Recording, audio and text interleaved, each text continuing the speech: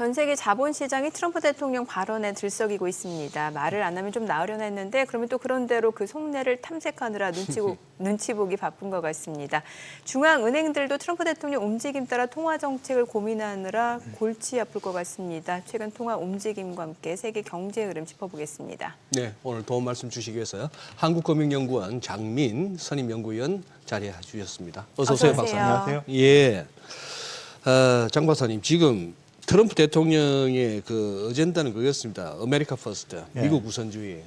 그래서 지금 이제 집권하고 나서 강하게 드라이브를 밀어붙이고 또 이제 관세 갖고 지금 연일 이루고 있습니다만 문제는 그러고 나서 막상 현재까지는 그렇다는 거죠. 미국 주식 빠져버렸죠. 미국 국채 가격도 떨어지죠. 네. 달러도 약해지고. 네.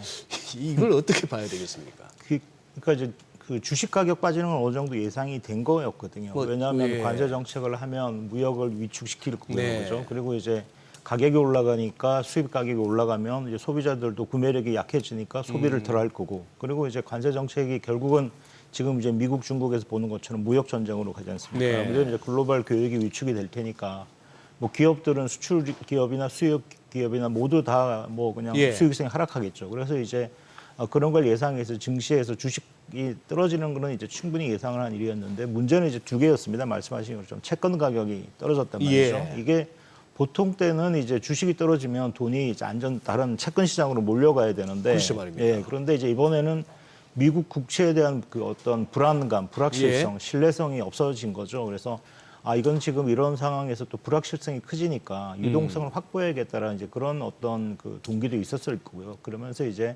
또 이제 미국 국채를 보면 뭐 지금 최근에 이제 마이란 보고서 이런 거 보면 뭐 예. 장기 국채로 해서 무이자로 가겠다 여러 가지 얘기가 나오니까 미국 국채 갖고 있어도 됐겠냐라는 이제 그런 또 의심도 들 거고요. 그러면서 내 던지면서 이제 국채 가격도 이제 떨어진 거고 마찬가지로 달러화도 그런 것 같습니다. 미국 경제에 대한 신뢰성이 없어지는 거죠. 그래서 더 이상 이제 달러화가 이 안전자산이 아니구나라는 생각이 드니까 예. 이제 그 돈들이 뭐 최근에 보시면 이제 금으로 가고 그다음에 예. 이제 스위스 프랑으로 가고 이런 식의 이제 다른 안전자산을 찾아서 가게 되니까 뭐 세계가 다 같이 이제 떨어지는 이런 이제 모습이 나타나고 있는 것 같습니다. 트럼프 대통령이 지금 일기 때와 비교했을 때 확실하게 좀 강하게 지금 관세 정책과 관련해서 드라이브를 거는 모습이었는데 일단 지금은 약간 지금 쉬어가는 구간인 것 같습니다. 이제 중국과 계속 협상을 지금 하고 싶어하는 것 같은데 지금 중국에서 이렇다 할 반응이 없는 것 같거든요. 네, 왜냐하면 중국이 훨씬 더 그 무기가 많거든요. 그리고 중국이요? 미국하고 중국하고 지금 싸우고 있지만 그 중국이 훨씬 더 유리한 국면이 있습니다. 네. 왜냐하면 일단 맨 처음에 이제 그 미국하고 중국의 서로 상대방에 대한 수출품을 보시면 중국은 이제 미국에 수출하는 것이 물론 뭐 왕구나 자파, 의류 이런 것도 있지만 굉장히 큰 부분이 기계류라든지 ICT 장비 그리고 뭐 또 여러 가지 또 그 자동화 설비 이런 것들을 수출하고 있거든요. 이런 것들은 쉽게 대체하기가 어렵습니다. 예. 다른 데서 대체를 하려고 그래도. 근데 이제 중국이 미국에서 수입하는 걸 보면 물론 뭐 반도체도 있지만 대부분의 수입이 뭐 콩, 옥수수, 뭐 소고기, 뭐 닭고기 이런 이제 식량이거든요. 이런 식량들은 이제 다른 나라 남미나 뭐 호주나 이런 쪽으로 대체가 가능하고요. 그래서 이제 대체 품목에서도 이제 중국이 미국에 딸릴 게 없다라는 게 하나 있고요. 두 번째는 이제 그 중국이 워낙 교역 강국입니다. 네. 중국이 무역 흑자가 지금 1조 달러가 나고 있거든요, 매년. 근데 이제 미국이 이제 그 중에 한 35%를 차지하긴 합니다. 그렇지만 계속 이제 중국은 오래전부터 미국에 대한 의존도를 줄여왔고 예. 그러면서 다른 우회 경로를 많이 만들어놨어요. 가령 이제 뭐 지금 베트남이라든지 동남아를 통해서 그리고 멕시코를 통해서 중국 상품들이 가고 있거든요. 근데 그 나라들은 아직 이제 관세 뭐 베트남도 아직 10%니까 충분히 이제 다른 그런 것들을 다 막지 않는 이상은 중국 제품이 어느 정도까지 우회 경로를 충분히 할 수 있다는 게 하나가 있고요.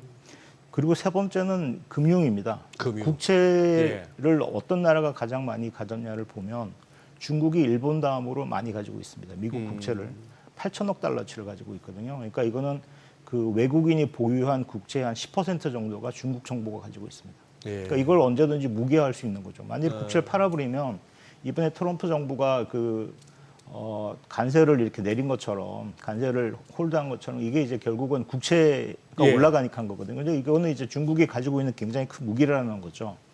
그리고 이제 그 또 다른 게 뭐냐면 희귀 강물입니다. 휘토리오로 이제 예. 반영되는 이제 뭐 여러 가지 그 배터리나 전자제품에 들어가는 그 원재료인데 이 히토류의 생산을 한 50%에서 60% 정도를 중국이 가지고 있고 제조 공정은 90%를 가지고 있습니다. 그래서 이걸 가지고 지금 이제 최근에 이제 히토류를 이제 뭐 수출을 금지를 하겠다라는 쪽으로 왔는데 예. 이게 수출이 안 되면 반도체라든지 뭐 배터리 제조가 안 되거든요.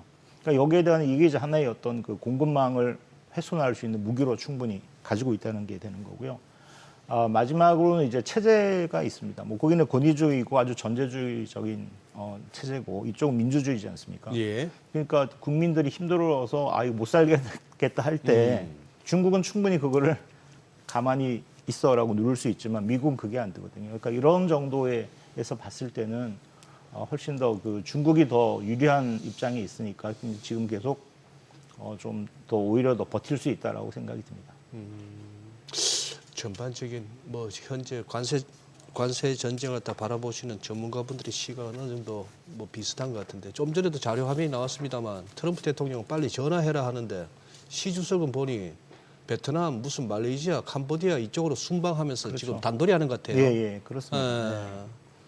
근데 이제 이것도 좀 여쭤봐야 되겠습니다. 어제 미국장이 많이 빠지면서 뉴욕 시황에서는 파월 의장의 이 연설을 갖다가 좀 그 주된 배경으로 삼는 그런 양상이었습니다만 저희가 앞부분에서는 좀 덜 다뤘는데 우리 장 박사님 보시기에 어제 있었던 파월 의장의 그 메시지에서 제일 핵심은 뭐라고 보십니까? 파월 의장은 네. 그 일반적으로 중앙은행 총재들이 할 수 있는 말씀을 하신 것 같아요. 예. 그러니까 물가 안정이 없으면 장기적이고 뭐 강한 성장세가 어렵다라는 예. 이제 이런 식으로 말씀을 하셨는데 더 이제 한 가지 여기서 더 나가신 거는 이제 그 트럼프의 관세 정책이 예상보다 굉장히 강하고 그래서 이것이 물가와 성장에 주는 영향이 굉장히 클 거로 보인다라는 이제 이 말씀을 하셨고요. 그리고 이제 처음에 이제 관세라는 것이 어떻게 보면 한 번 물가를 올린 다음에 네. 그게 관세를 변하지 않으면 그냥 한 1년 정도는 인플레이션이 가지만 내년부터는 똑같은 거지 않습니까? 그러니까요. 관세 영향이 예, 예. 없어져서 그래서 이제 일시적이라고 일시적이라고 표현되는데. 하셨는데 이게 보니까 그게 아닐 것 같거든요. 관세도 계속 이제 어떻게 보면 지금 이제 모든 그 보편 관세를 10%로 일단 네. 적용을 했는데 그 이제 각 국가의 이제 협상에 따라서 이제 또 올릴 수 어떻게 보면 10%가 지금 미니멈이라고 봐야 미니멈이라 되는 봐야 되는. 거예요. 네. 근데 부가가치세 개념으로 본다면 미니멈 깔아놓고 이제 하는 거니까 어떤 정도로 올라갈지에 따라서 계속 이제 인플레이션 영향을 주게 될 겁니다. 불확실하게 될 거고요. 그래서 이런 것들이 이제 나오면서 이제 그러니까 이제 결국은 연준 정책이 물가 안정하고 고용 안정 두 개인데 둘 다 어떻게 될지 모르겠다라는 이제 이런 말씀을 하셨으니까 그 어떻게 보면 통화 정책의 방향에 대한 불확실성이 더 커진 거죠. 물가만 보겠다 아니면 고용만 보겠다 하면 일방향이 되니까 훨씬 더 불확실성이 없어지면 시장에서 훨씬 더 안정적으로 가는데 지금은 이제 어떤 방향이 될지 모르는 이런 불확실성이 커지니까 이게 더 오히려 시장에 더 충격을 준 것 같습니다. 며칠 전에 뉴욕 증시가 급반등을 하는데 또 나름 영향을 줬다고 자꾸 그 월가의 그 시황쟁이들이 하는 말이 수잔 콜린스 보스턴 연방은행 총재가 네. 이러면 우리 즉각 개입할 수가 있어. 네. 이런 식으로 얘기를 해서 마치 금리 인하에다가 돈까지 풀 수 있을 듯 했습니다만 그렇죠. 어제 파월 의장 저걸로 봐서는 지금 연준은 당장 뭐 이렇게 트럼프 대통령이 원하는 쪽으로 액션을 취하지는 않겠다는 좀 강한 의지 표현 아닙니까? 네, 저도 그렇게 보고 있습니다. 그리고 네. 이제 특히 지금 파월 의장께서 뭐 그렇게 트럼프가 예. 원하는 대로 갈 생각은 별로 없으실 거고요. 그리고 일기 이제 때부터 서로 안 맞더니 좀. 예, 그렇죠. 이제 그런 상황이고 일단은 연준의 어떤 목표로 생각하면 네. 뭐 미국 경제의 신뢰성은 뭐 어떻게 되더라도 연준의 신뢰성도 중요하지 않습니까? 시장을 지키는 뭐 최후의 보루다 이렇게 생각한다면 파월 의장이 저렇게 뭐 원칙적인 원론적인 말씀을 하시고 가는 것이 맞다고 봐야겠죠. 예.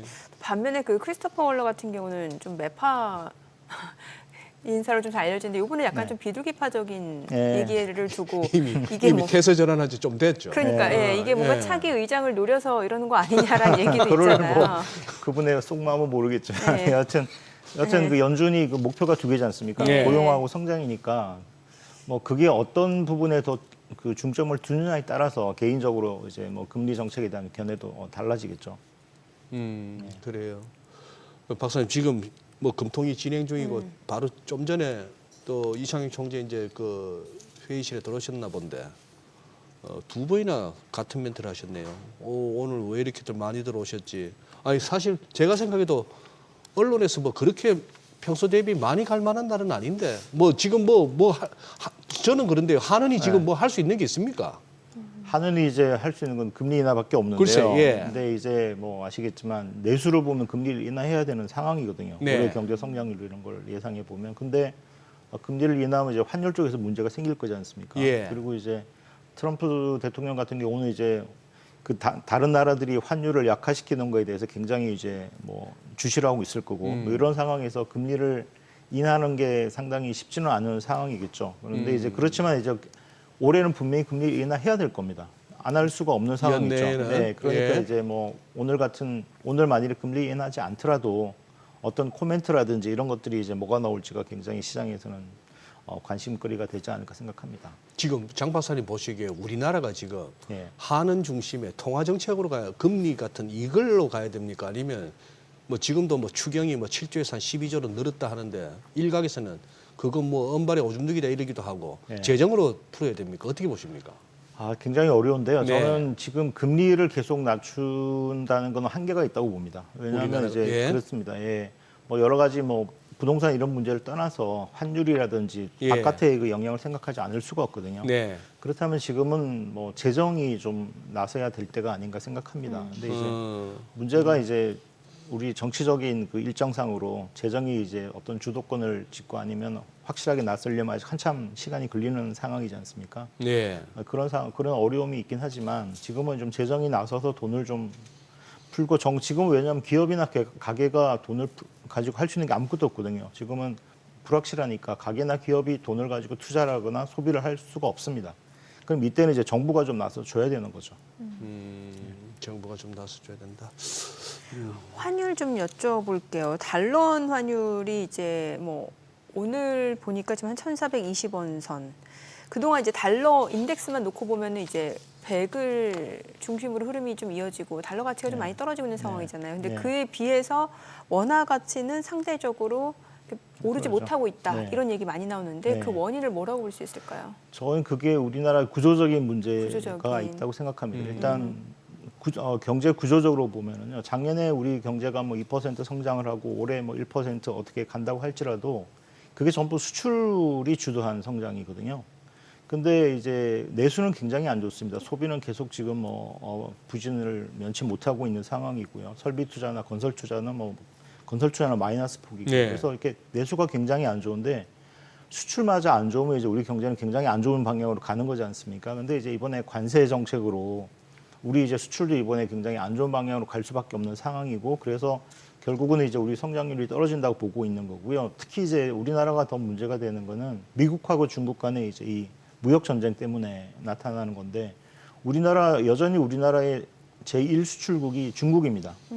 근데 그 대부분의 그 수출품이 그 중간재거든요. 네. 근데 중국이 미국과 이게 싸움하면서 이제 중국 제품이 안 팔려 나가면 우리나라 중간재를 가지고 갈 이유가 없는 거죠.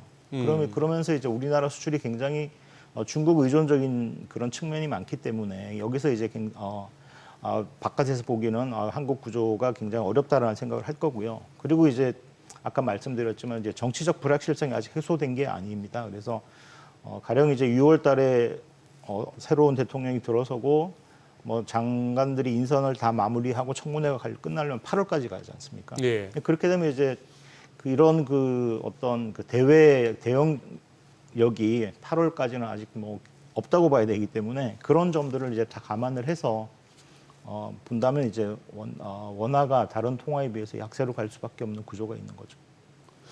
그런데 만약에 뭐 달러 인덱스로 대변되는 글로벌 달러 시세가 여기서 더 이제 달러가 약세로 간다면은 우리 원화도 뭐 상대적으로 덜 갔을 뿐이지 우리 환율도 더 떨어진다고 봐야 되는 거 아닙니까? 그렇습니다.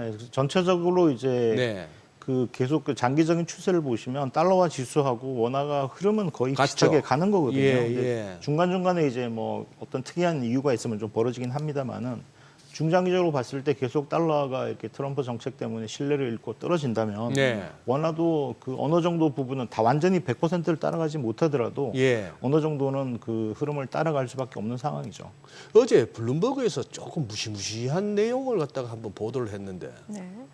중국이 그동안에 뭐 시장 내에 억척에 불과하다, 뭐 증거가 없다 했는데 블룸버그가 하는 얘기가 지금 미국 국채, 중국이 미국 국채 들고 있는 거를 팔아가지고 그걸로 그 돈으로 독일 국채로 샀다. 이렇게 된다면 이거는 양방으로 미국한테 타격이 되는 게 아니 독일 그러면 예. 미국 국채 수익률 오르겠죠. 금리 오르겠죠. 그 다음에 그걸로 달러 가지고 또 유로 독일 국채 살려면 또 유로 사야 되니까 달러 약세갈 거고. 예. 이 기사가 진짜 제대로 짚은 거라면은 이거는 조금 그래서 아까 말씀드렸듯이 중국이 그 미국 국채를 가지고 있는 게 굉장한 무기라는 네, 거거든요. 네. 근데 중국이 이제 계속 다변화하면서 국채 비중을 계속 줄여왔습니다. 예. 한때는 중국이 가지고 있는 그 국채 비중이 30%까지 된 적이 있어요. 외국인들 예, 지금 10%까지 내려온 거거든요. 근데 이걸 이제 가지고 근데 그 8천억 달러라는 게 엄청난 규모이기 때문에 이걸 계속 가지고서 이제 한 번에 다 팔면 자기들도 손해니까 계속 다변화하는 형식으로 저는 그 국채를 어느 정도 계속 팔 가능성이 있다고 봅니다. 그래야 이제 미국 경제가 어느 정도 이제 그 벽을 치는 거고요. 미국 네. 경제가 흔들리더라도 어느 정도 안전망을 할 수 있기 때문에 그렇다면 뭐 어제 방금 말씀하신 것처럼 뭐 어느 나라 국채로 가는지에 대해서는 정확하기는 글쎄. 모르겠습니다만 네, 네. 충분히 이제 그걸 가지고서 시장을 흔들 만한 그런 그 포텐셜은 가지고 있다고 봐야죠. 그러니까 저 정도 뉴스가 나오고 저 정도 말이 나오면은 진짜 저 고수들 바둑 두듯이 적당히 줄 거 주고 타협을 해야 되는데 예. 근데 그게 지금 쉽지가 않은 것 같아요. 그런 것 같아요. 예. 네. 그 뭐 정책의 자존심도 정권의 자존심도 있는 거고요. 예. 트럼프 같은 경우에 이번에 2기 보시면 대부분 굉장히 경제 실무적인 인사들보다는 굉장히 이념적인 인사들을 많이 포진을 시켰어요. 그리고 1기 때는 뭐 2기의 어떤 재선 가능성을 염두에 뒀겠지만 지금은 또 그게 아니거든요. 그래서 본인이 트럼프가 오랫동안 갖고 있던 그 이념이 지금 나타나고 있는 거라고 저는 생각하는데 이걸 그래도 끌고 나가려면 뭐 바로 이렇게 뭐 굴복을 한다든지 바로 협상을 한다든지 하지는 않을 것 같다는 생각이 듭니다. 예. 네. 그러니까요. 오늘 예. 내용 잘 들었습니다. 예. 고맙습니다. 고맙습니다. 감사합니다. 예.